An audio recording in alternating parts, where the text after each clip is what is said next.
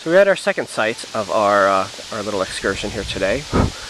This is Historical Cemetery number 14, located in the town of Exeter, Rhode Island. It's a very small space. As you can see, it's bordered by this brick wall here. It's not completely visible from the street. You can see the sign though from the street. It's very hard. You got to look very closely for it. Just off of Forest Hills Drive. This space is entirely devoted to the burial of one particular family, the Tillinghast. They were, as you can see, there's several generations of them, and the oldest stone I see goes up to 1919. Frank Tillinghast passed away in 1919. So our story begins with one generation of Tillinghast, and it was Honor and Stutley. And these are the positions of their stones.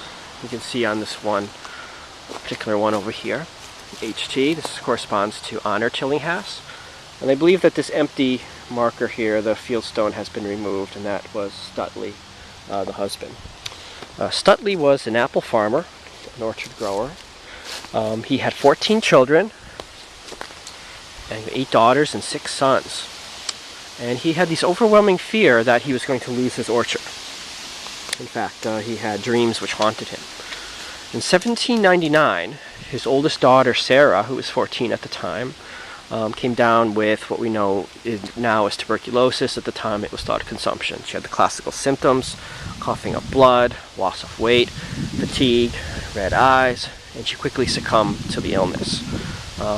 No supernatural claims were made until the other children, 6 total, 5 including Sarah, came down with the same affliction. And during the course of their illness, their symptoms mirrored that of their sister. They claimed that they too had seen visions of their sister coming and visiting them at night. And this is what really started the hysteria, the vampire hysteria. For the testimony led many to believe that Sarah's spirit was leaving the grave at night, visiting her sisters during the day, or during their night while they were sleeping, and literally draining them of their own life. Now, of the 6 children, all of them died from the disease. And in fact, they died so suddenly that the modest Stutley Tillinghast didn't have enough money to create or have made proper headstones. So you can see on the ground here these unmarked headstones. You can count them. There should be 6 for the 6 children who died. I actually count more. Because they're not labeled, it's very difficult to see, difficult to know who belongs to who here. But I can at least count 1, 2, 3, 4, 5, 6, 7, and there are more over there. So these unmarked headstones here correspond to the children who succumbed to the disease. The town immediately reacted to this, especially in the stories that the older sister had been visiting the children at night. These are all occurred after Sarah had passed away. In fact, it was the 6th children's testimony, the last who died, who prompted the investigation. The bodies of the children were unearthed. Sarah was the first one, and it was believed when she was dug up that her body lacked the proper decomposition for the time that she was buried. When her chest was opened up, their testimony was that her heart was full of fresh blood, meaning that she had, obviously the implication was that she had fed.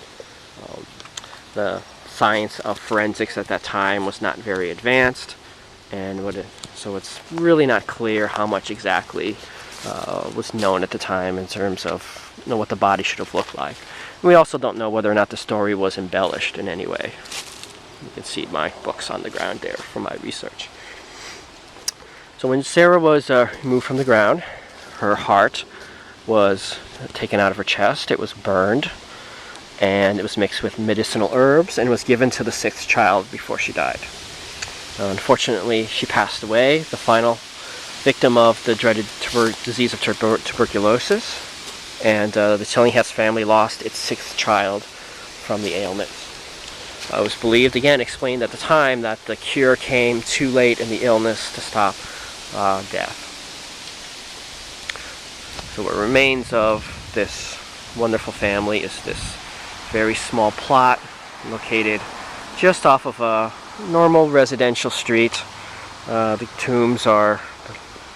tombstones are not in the greatest shape. Some of them are broken over here. This one member, Sarah. This isn't the Sarah Tillinghast from our account. This is one from a sibling. One of Stutley's sons is actually buried here. And don't be confused when you come here and you see Stutley Tillinghast's grave marker. This is actually his son, and you know that simply from the date of the death here, 1848. Stutley Tillinghast, 1848. This is what makes this case the most intriguing is that this is the first case of vampirism, at least the alleged case of vampirism, to occur in the state of Rhode Island. And the family is interred here in this small graveyard, historical graveyard number 14. And that's where we'll end today. So on our next trip, we hope to look for the work of the devil and see how the devil has danced around the state of Rhode Island.